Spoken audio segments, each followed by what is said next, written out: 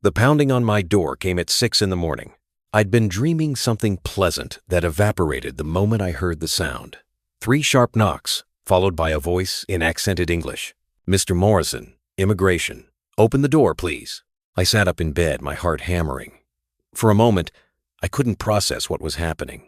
Immigration? At my apartment? At this hour? Then I saw Lena standing in the corner of the bedroom, already dressed, her face pale. She wouldn't meet my eyes. "Lena, what's going on?" She didn't answer. The knocking came again, louder this time. "Mr. Morrison, we know you are inside. Please open the door." I pulled on clothes and walked to the door, my hands shaking. When I opened it, I found 3 Thai men in uniform standing in the hallway. Behind them, a 4th man in civilian clothes, probably a translator or supervisor. "Mr. Caleb Morrison?" the lead officer asked. "Yes. We need to speak with you regarding your visa status. Your girlfriend provided information for investigation." The words hit me like a physical blow. I turned to look at Lena, who had followed me to the doorway. Her eyes were wet, her lips pressed together, her whole body trembling slightly. "I'm sorry," she whispered. "I'm so sorry." I stared at her. The woman I'd loved for 6 months, the woman I'd trusted with everything, my heart, my money, my future in this country. She'd reported me to immigration, not out of malice, not as part of some elaborate scam, but to save herself from problems I didn't even know existed. The officers were speaking, asking questions, but I couldn't hear them. All I could see was Lena's face, twisted with guilt, and all I could feel was the ground giving way beneath my feet. Everything I'd built in Thailand, the peaceful life, the relationship, the hope for something better was collapsing around me. And the person who'd made me believe in it was the one who'd torn it all down. If you've been enjoying the stories I create, please consider hitting the subscribe button. Your support is crucial for the growth of this channel and helps me dedicate time to making these videos despite my commitment to a full-time job. Thank you for being here. My name is Caleb Morrison. I'm 44 years old, and for most of my adult life, I've lived inside my own head. I grew up in a small town outside Denver, the kind of place where everyone knows everyone and nothing ever changes. My parents were good people. My father worked at the post office. My mother taught elementary school, but they never quite understood me. I was the quiet kid who preferred books to sports, computers to people, solitude to socialization. By the time I was 12, I'd taught myself to code. By 15, I was building websites for local businesses, earning money that my classmates couldn't imagine. By 18, I'd left Colorado for a computer science degree at a state university. And by 22, I was working as a web developer in Denver, building corporate sites and applications that nobody outside the tech industry would ever see or care about. The work suited me. It was logical, orderly, predictable. You wrote code, you tested it, you fixed the bugs, you deployed. There was a clear relationship between effort and outcome. Unlike human relationships, software did what you told it to do. My personal life was less successful. I dated occasionally other introverts, mostly women I met through work or mutual friends. Nothing ever stuck. I'd go on a few dates, feel the familiar awkwardness of trying to connect with another person, and eventually let things fade away. It wasn't that I didn't want companionship. I just didn't know how to achieve it. At 30, I married a woman named Sarah who I'd met at a tech conference. She was a project manager, organized and efficient, and we seemed compatible in the ways that mattered. We both liked quiet evenings. Neither of us wanted children, and we could sit in the same room for hours without feeling obligated to fill the silence. The marriage lasted 7 years. It ended not with drama or betrayal, but with a quiet admission that we'd become roommates rather than partners. Sarah wanted more connection, more intimacy, more of the emotional engagement I didn't know how to provide. She wasn't wrong. I'd retreated into my work, into my code, into the safe space of my own mind. We divorced amicably, sold the house, split the assets, went our separate ways.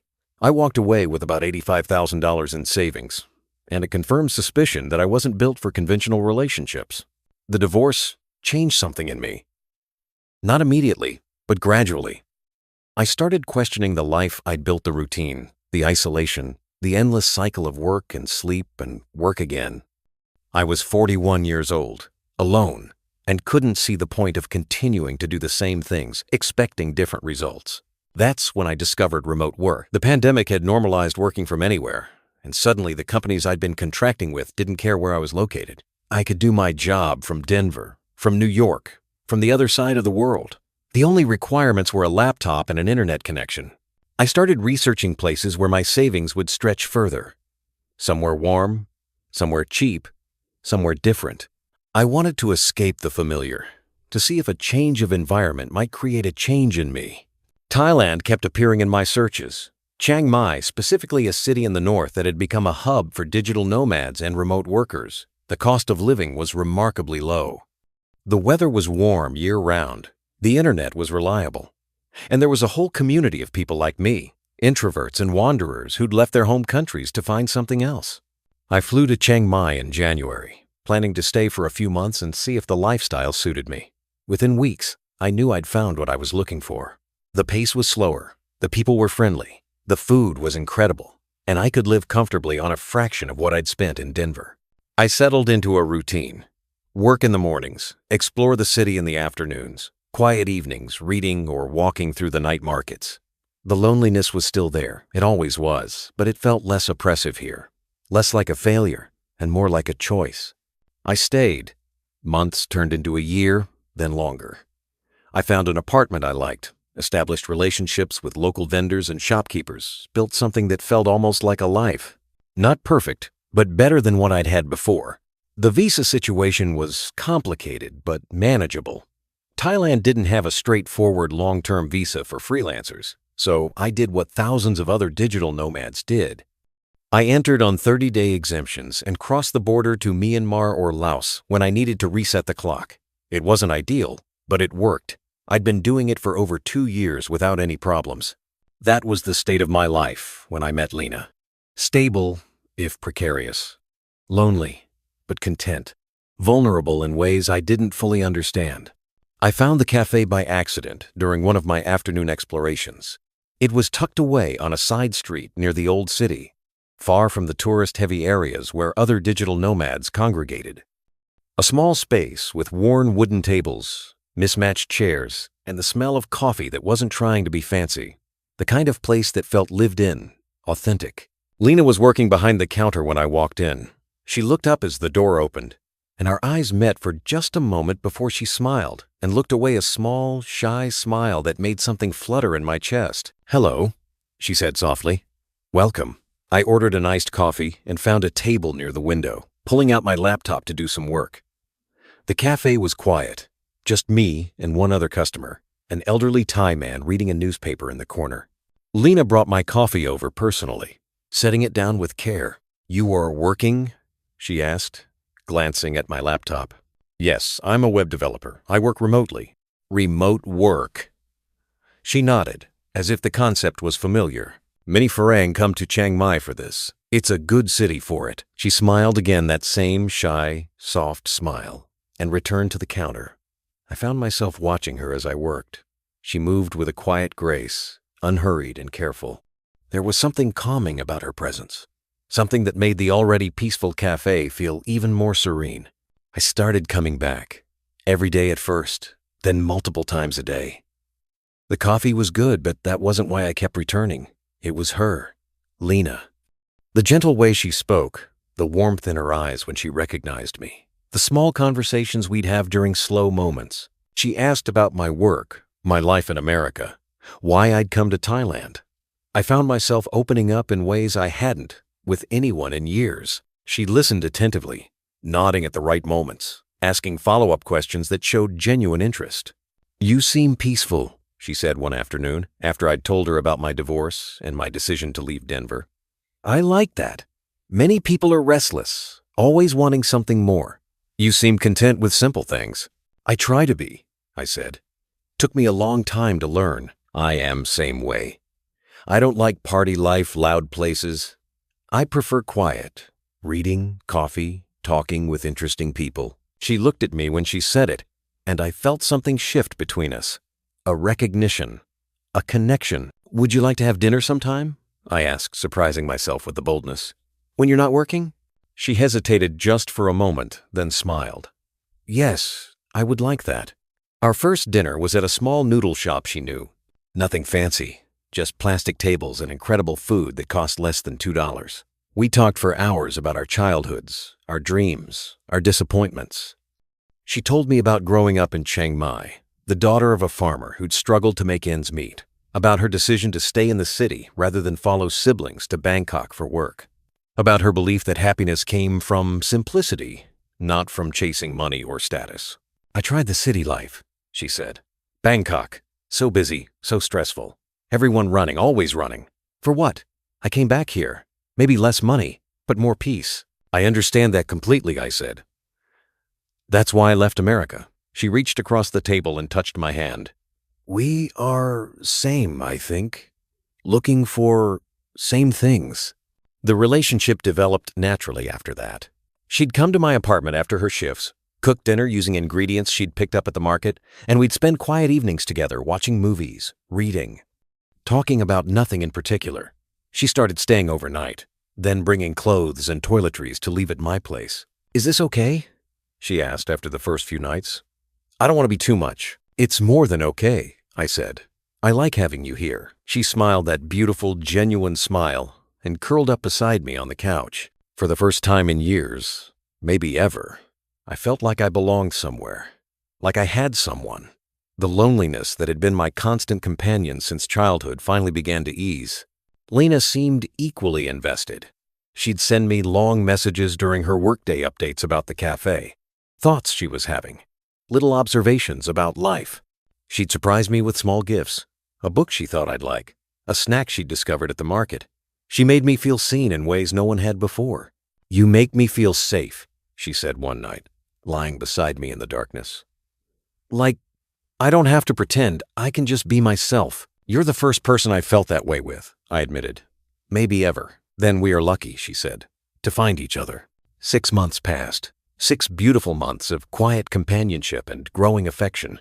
I started thinking about the future, about how to stay in Thailand long term, about whether we might build something permanent together.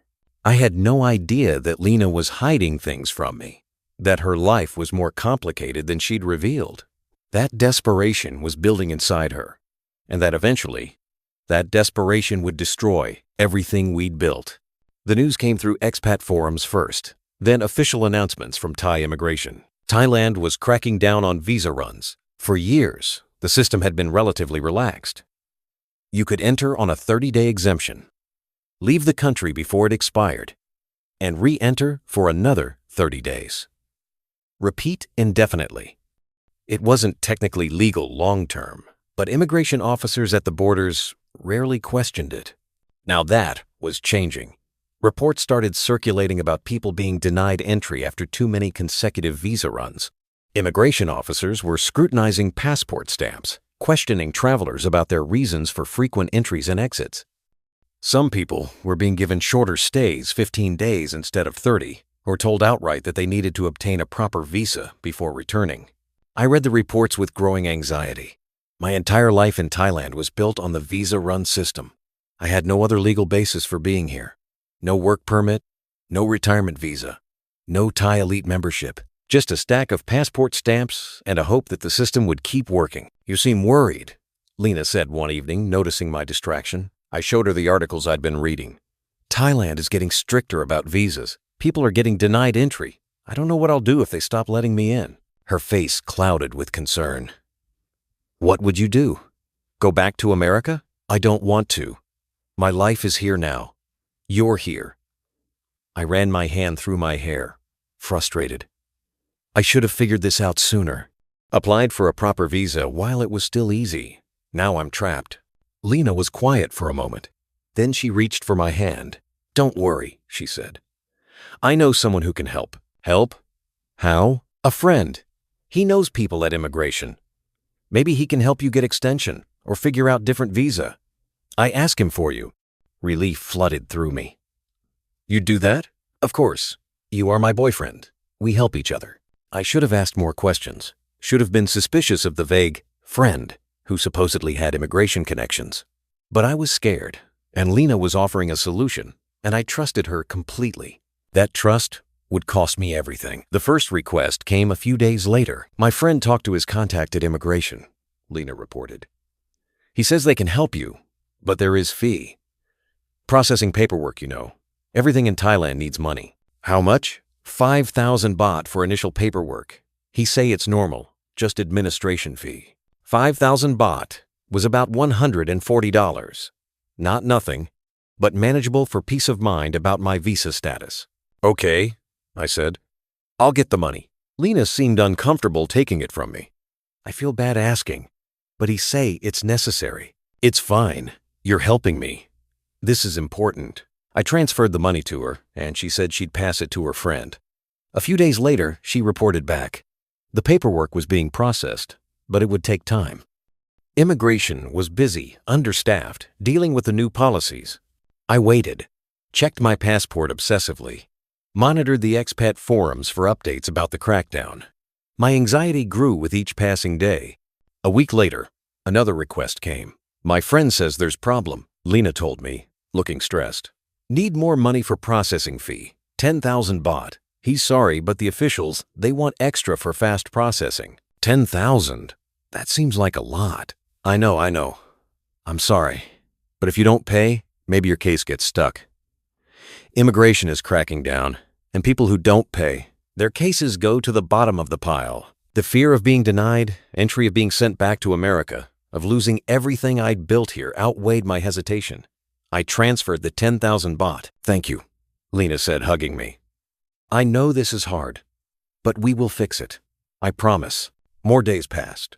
My visa exemption was running out, and I needed to either extend it or make a border run. I asked Lena for an update. He says almost done, but there's one more fee, urgent extension form, 8,000 baht. Lena, this is getting expensive. I know. Her eyes were wet. I'm trying to help you. These are the fees he's quoting me. I don't control it. Are you sure this guy is legitimate? How do you know him? He's friend of friend. He's helped other people before. Please trust me, Caleb. I wouldn't steer you wrong. I looked at her face, earnest, worried, genuine. She was trying to help me. She had no reason to lie. I transferred the 8,000 baht. Total, 23,000 baht, about $650. A lot of money, but not devastating. And if it meant keeping my visa status sorted, it was worth it. What I didn't know was that Lena's friend didn't exist. The immigration contacts didn't exist. None of it was real. Lena was in trouble, serious financial trouble, and she'd seen an opportunity to solve her problems using my fear. I didn't learn any of this until much later, piecing it together from fragments and assumptions after everything fell apart. But here's what I believe was happening behind the scenes. Lena was drowning in debt. Her ex-boyfriend, a man she'd never mentioned to me, had gotten her involved in some kind of petty scam operation years before. Nothing major, just small-time stuff. But she'd been the one who got caught holding the bag when things went wrong. She owed money to people who didn't accept excuses. She'd been paying down the debt slowly, bit by bit from her café salary. But recently, the collectors had become more aggressive. They were threatening her, pressuring her, demanding larger payments than she could manage. Then she met me. I don't think Lena set out to scam me. I really don't. Our relationship felt genuine, the conversations, the affection, the shared quiet moments. I believe she cared about me, in her way. But when my visa panic emerged, she saw an opportunity. The immigration friend was a fiction she invented on the spot. The fees I paid went directly to her debt collectors. Every request was her trying to buy more time, to keep the wolves at bay while she figured out what to do next. She was using me. I understand that now. But I also understand that she was desperate, cornered, facing consequences I couldn't imagine. In her mind, she was surviving, doing what she had to do to keep her head above water. That doesn't excuse what she did, but it explains it. The problem was that my money wasn't enough. The debt was too large, the collectors too persistent, and eventually, Lena's desperation led her to make a choice that would destroy both of us. About a week after my last payment, something changed in Lena. She became distant, withdrawn. She'd come to my apartment but sit silently, lost in thought, barely responding when I spoke to her. When I asked what was wrong, she'd say, "Nothing," or "just tired," and change the subject. Did something happen? I pressed one evening. You seem really stressed. It's nothing. Work stuff. Don't worry about it. Is it the visa situation? Did your friend say something bad? She flinched when I mentioned the visa. No, it's fine. Still processing. But it clearly wasn't fine. She couldn't meet my eyes. Her whole body was tense, like she was holding something inside that was too big to contain. I tried to be supportive. Made her tea, offered to massage her shoulders, told her I was there if she wanted to talk. She accepted my kindness with a distant gratitude, like she was already somewhere else in her mind. Looking back, I think she was trying to figure out what to do. She'd taken my money but hadn't solved her problems. The debt collectors were still pressing her. And now she had to maintain a lie that was growing more complicated by the day. She was cornered, and cornered people make desperate choices. The night before the immigration officers came, Lena acted strange. She hardly spoke during dinner. She went to bed early, claiming a headache. I lay beside her in the darkness, sensing that something was deeply wrong but unable to name it. "I love you," I whispered. "Whatever's going on, we can figure it out together." She didn't respond. I thought she was asleep, but she wasn't. She was lying there, staring at the ceiling, knowing what was coming in the morning. The knocking started at 6. I've already described what happened next. The officers at the door, the announcement that they had information from my girlfriend, Lena's whispered apology as she stood behind them. But there's more to tell. The officers were professional but firm. They asked me to show them my passport, which I did. They examined it carefully, counting stamps, calculating dates. "You have been in Thailand many times," one officer observed. "Many entries, many exits." "Yes, I do border runs. Border runs are not legal for long-term stay. You understand this?" "I understand. I've been trying to figure out a proper visa. I have someone helping me." "We know," the officer interrupted. "Your girlfriend tell us about this helper. She say you pay money to fake visa agent. Is this true?" I felt the ground shift. She said she had a friend at immigration. "There is no friend at immigration. This is common scam. You pay money, get nothing. We see this many times." The officers exchanged glances. One of them made a note on a pad. "Your girlfriend?" the lead officer continued. "She contacted us yesterday. She say you are overstaying, working illegally, and paying bribes to immigration officials. This is why we come to investigate." I couldn't breathe. Lena had reported me. Not just mentioned my visa issues, but actively accused me of crimes, bribery, illegal work, overstaying. Why? Why would she do this? I turned to look at her. She was standing in the corner of my apartment, arms wrapped around herself, tears streaming down her face. "I'm sorry," she said again. Her voice cracked. "I didn't know what else to do." "What do you mean?" "Lena? What's happening?" But she just shook her head and looked away. The officers didn't arrest me on the spot. Instead, they told me I needed to come with them for questioning. They inspected my apartment, looked through my laptop, checking for evidence of illegal work, examined my bank statements, and documented everything with photographs. "Please cooperate," the lead officer said. "If you are honest, things will go better for you." I was honest, completely honest. I told them everything. The visa runs, the money I'd given Lena for the supposed immigration friend, my genuine belief that I was getting help with my visa status. "You did not know this was fake?" the officer asked. "No. I trusted her. She's my girlfriend." He gave me a look that might have been pity. Many foreigners trust Thai girlfriend. Many times, it does not end well. They took me to the immigration office for further questioning. It wasn't quite detention, but it wasn't freedom either. I sat in a small room with 2 officers and a translator, answering questions for what felt like hours.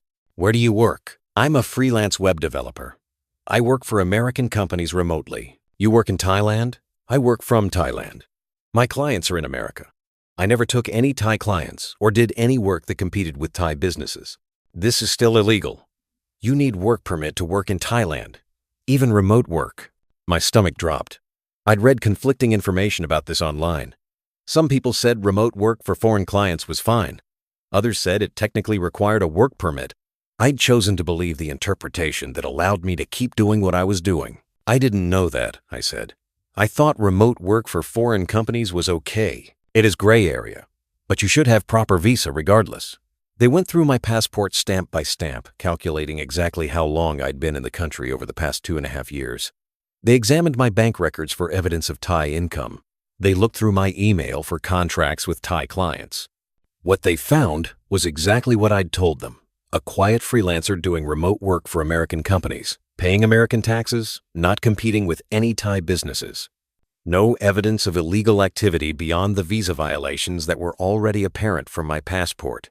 Your girlfriend says you pay bribes, the officer pressed. Who did you pay? No one. She told me she had a friend who could help with my visa. I gave her money to pass to this friend. But now, I think the friend doesn't exist. How much did you pay? 23,000 baht total. The officers exchanged looks again. One of them actually laughed. 23,000? That is nothing for real visa bribe. Real corruption costs much more. I know. I was an idiot. Yes, the officer agreed. You were. After hours of questioning, they reached a conclusion. I was overstaying my welcome in Thailand and had been doing so for years through repeated visa runs. But I wasn't a criminal. I wasn't working illegally in any meaningful sense. I hadn't actually bribed any officials. I was guilty of being naive and trusting the wrong person. You are lucky, the officer told me. If you were working illegally or paying real bribes, you would go to jail. But you are just. He searched for the word. Foolish. What happens now? You pay fine for overstaying. 500 baht per day, maximum 20,000. Then you have 7 days to leave Thailand. After that, if you do not leave, you will be deported and blacklisted. 7 days? 7 days. Your visa runs are finished. Thailand is not your home anymore. I never got a full explanation from Lena about why she did what she did. But sitting in that immigration office, waiting for my paperwork to be processed, I pieced together what I think happened. She was being pressured by her debt collectors. They wanted money she didn't have. The payments I'd made, 23,000 baht, weren't enough to satisfy them. Maybe they were threatening worse consequences if she didn't come up with more. And then she had an idea. If she reported me to immigration, told them I was overstaying, working illegally, paying bribes, maybe they'd deport me. And if I was gone, her problems with me would disappear. No more pretending she had an immigration contact.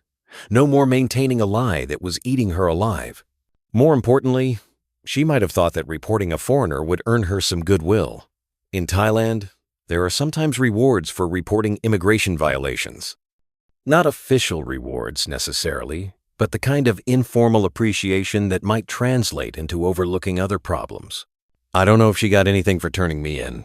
Probably not. My case wasn't significant enough to matter. But in her desperate state, she might have thought it was worth trying. The cruelest part is that I don't think she wanted to hurt me. I really don't. The tears in her eyes when the officers arrived, the whispered apologies, the way she couldn't look at me, all of it suggested genuine guilt. She'd cared about me, in her way.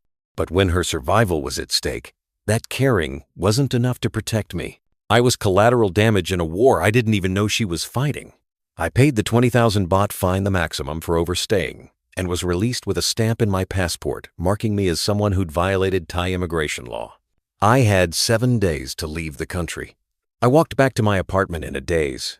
The city I'd loved for 2.5 years looked different now. The temple spires, the street food vendors, the gentle chaos of motorbikes and tuk-tuks, all of it was about to be taken away from me. Lena wasn't there when I returned.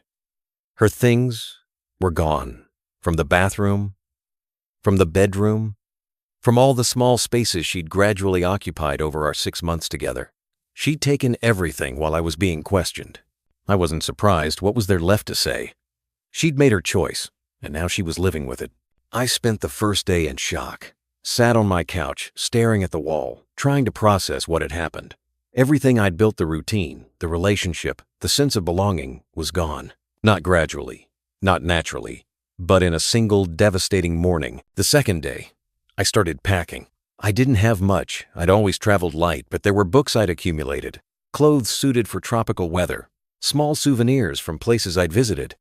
I sorted through them mechanically, deciding what to keep, what to donate, what to throw away. On the third day, Lena sent me a message, just 3 words. I am sorry. I stared at it for a long time. Part of me wanted to respond, to demand an explanation, to express the hurt and betrayal I felt. But what would be the point? Nothing she could say would change what had happened. Nothing would undo the damage. I didn't reply. On the 4th day, I started saying goodbye. I went to the café where we'd met. Lena wasn't working, of course, and had a final coffee. telling the owner I was leaving Thailand. He seemed sad to see me go. I visited my favorite restaurants, my favorite temples, the quiet streets I'd walked 100 times. Every corner held a memory. Some of them were good, genuine moments of peace and happiness I'd found in this city. Others were poisoned now, tainted by the knowledge of how things had ended. On the 5th day, I realized I wasn't angry anymore. The anger had burned bright for a few days, then faded into something else, something quieter, something that felt almost like acceptance. Lena had been desperate, cornered by circumstances I didn't fully understand. She'd made a choice that hurt me, but it hadn't come from malice, it had come from survival instinct. The same instinct that made animals chew off their own legs to escape traps. I couldn't hate her for that. I could only feel sad about it. On the 6th day, I went to her café one more time. She was there, behind the counter, looking thinner and more tired than I'd ever seen her.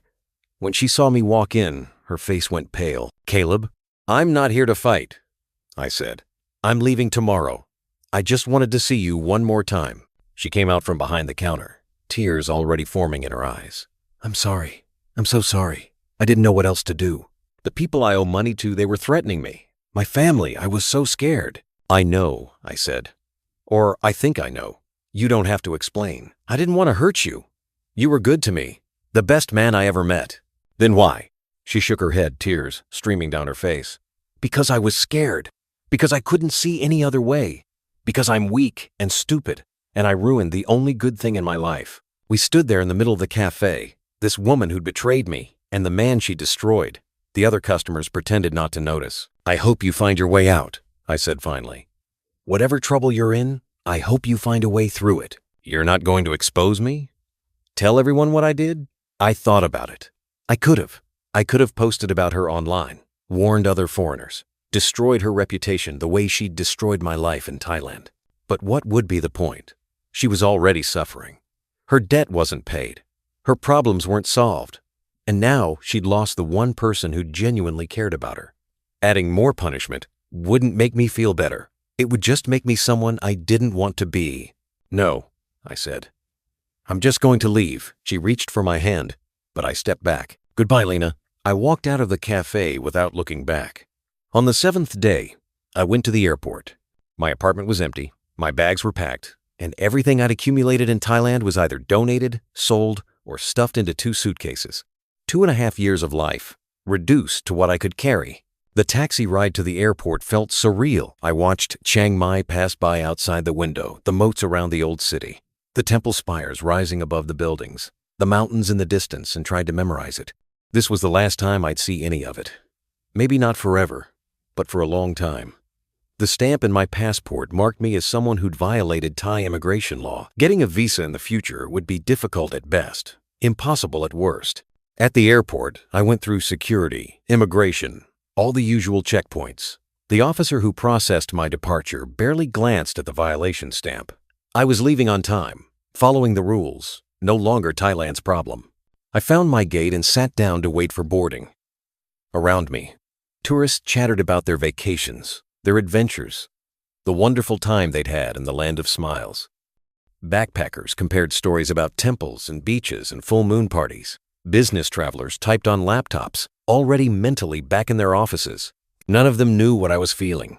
None of them knew that I was leaving behind not just a country, but a version of myself I'd worked hard to become. In Thailand, I'd been peaceful, content, finally comfortable in my own skin after 40 years of feeling like I didn't fit anywhere. I'd found a life that made sense to me, a routine that brought me joy, a relationship that made me feel seen. All of it was gone now. And the worst part wasn't the loss itself. It was knowing that my own trust, my own naivety, had contributed to the destruction. When they called my flight, I stood up and walked to the gate. At the last moment, I paused and turned to look back at the airport at the Thai script on the signs, the monks in orange robes passing through the terminal, the familiar scent of lemongrass and spices that permeated everything in this country. "Goodbye," I whispered. Then I boarded the plane and left Thailand behind. The flight to America was 17 hours with a layover in Tokyo. 17 hours to think about what had happened and what came next. I kept returning to the same question. What could I have done differently? I could have researched visas more thoroughly, Could have applied for a proper long-term option instead of relying on border runs. The Thailand elite visa, the retirement visa, the education visa, there were legitimate options I'd been too lazy or too cheap to pursue. I could have been more skeptical of Lena, could have asked more questions about her immigration friend, could have verified that the help she was offering was real. Instead of blindly trusting someone I'd only known for 6 months, I could have noticed the warning signs, the way she deflected questions about her past, the vague references to problems she never fully explained, the stress that had been building in her for weeks before everything collapsed. But the truth was, I hadn't wanted to see those things. I'd wanted to believe that my life in Thailand was stable, that my relationship was genuine, that I'd finally found the peace I'd been searching for. The warning signs were there, but I'd chosen to ignore them because the alternative was too painful to contemplate. That willful blindness had cost me everything. The plane descended into San Francisco, and I watched American soil appear beneath the clouds. Home. Except it didn't feel like home anymore. It felt like a place I'd left behind, a version of myself I'd outgrown. I had no plan. No apartment. No job. No clear sense of what came next. I'd been so focused on building a life in Thailand that I hadn't prepared for the possibility of losing it. I was 44 years old, alone, and starting over again. Just like after my divorce. Just like after every other failure in my life. But this time felt different. Heavier. Like something essential had been removed and couldn't be replaced. I stayed with my brother in Denver for the first few weeks. He and his wife were understanding, if confused. They'd never quite understood why I'd moved to Thailand in the first place. And they definitely didn't understand how I'd ended up deported. "So, your girlfriend turned you into immigration?" my brother asked over dinner one night. "Why would she do that?" "She was in trouble," I said. "Financial trouble. I think she was desperate." "And you're not angry?" I thought about it. I was. For a while. But anger takes energy, and I'm tired. "What are you going to do now?" "I don't know. Find an apartment. Get back to work. Figure out what's next." "You could stay in America this time. Settle down. Maybe meet someone." "Maybe." But I knew I wouldn't. I'd tasted something in Thailand, a version of life that suited me better than anything I'd found in America. The thought of settling back into Denver, back into the routine I'd escaped, felt like a slow death. I started working again. My old clients were happy to have me back, and new projects came in steadily. The work was the same as it had always been: code, debug, deploy, but it felt empty now, just a way to pay bills and pass time. I looked for apartments, found a small place in a quiet neighborhood, moved in with minimal furniture and even less enthusiasm. The space felt temporary, like a waiting room between one life and the next. Months passed. The sharp pain of what had happened in Thailand faded into a dull ache, always present but no longer overwhelming. I went through the motions of life, work, sleep, eat, repeat, while something inside me stayed frozen. I thought about Lena sometimes, wondered what had happened to her after I left, whether she'd managed to solve her debt problems, whether she'd found another foreign boyfriend to trust and eventually betray. I didn't look her up, didn't search for her on social media. Whatever her fate, it was no longer connected to mine. But late at night, when sleep wouldn't come, I'd remember the good times, the quiet dinners we'd shared, the walks through Chiang Mai's old city, the way she'd curl up beside me on the couch, her head on my shoulder, both of us content to simply be together. Those memories hurt the most, because they reminded me of what I'd thought I had and what I'd lost. It took me almost a year to reach something like acceptance. I was sitting in my Denver apartment one evening, watching rain streak down the windows, when I finally understood what had happened in Thailand. I had loved the wrong person. That was all. Not the wrong country, not the wrong lifestyle, not the wrong dream, just the wrong person. Lena had been damaged in ways I couldn't see, carrying burdens I didn't know about. When those burdens became too heavy, she'd made a choice that prioritized her own survival over my well-being. It was selfish, yes. Devastating, absolutely. But also human.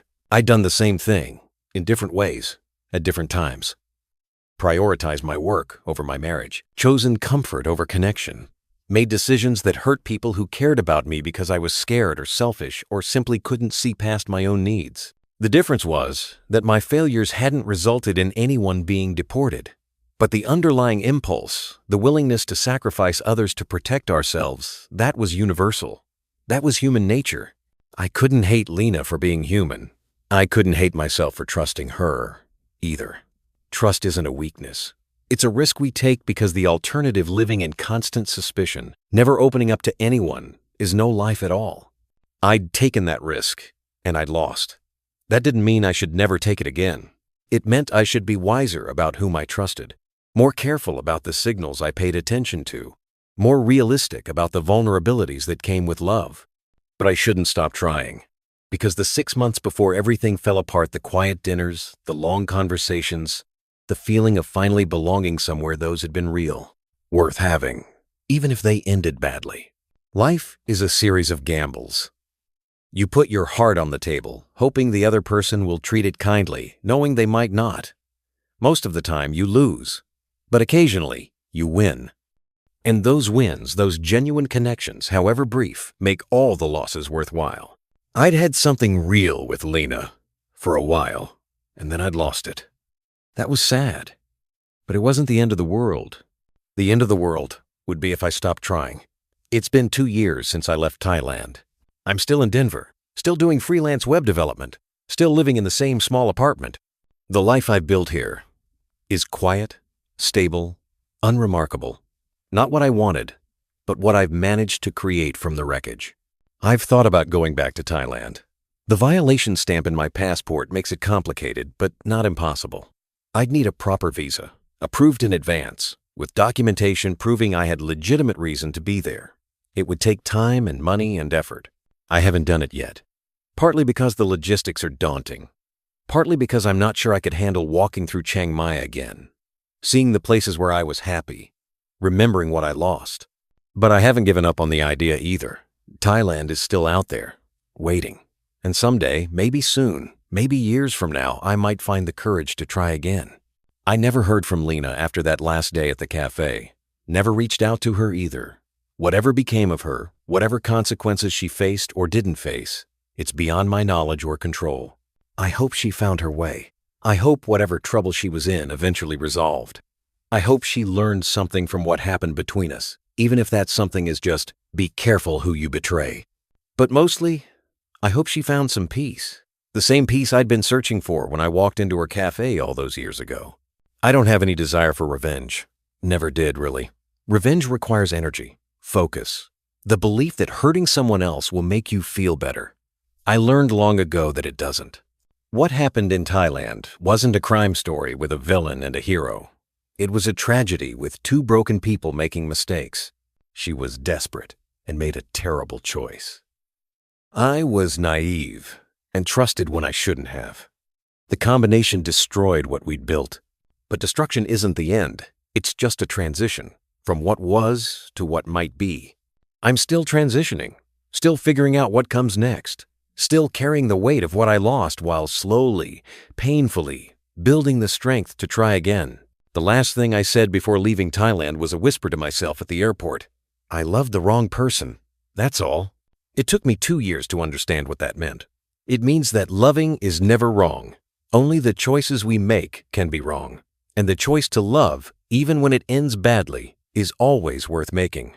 Because the alternative, closing yourself off, protecting yourself from pain by refusing to connect, is just a slower, lonelier kind of death. I'd rather be hurt than be empty. I'd rather trust and lose than never trust at all. And someday, when I'm ready, I'll trust again.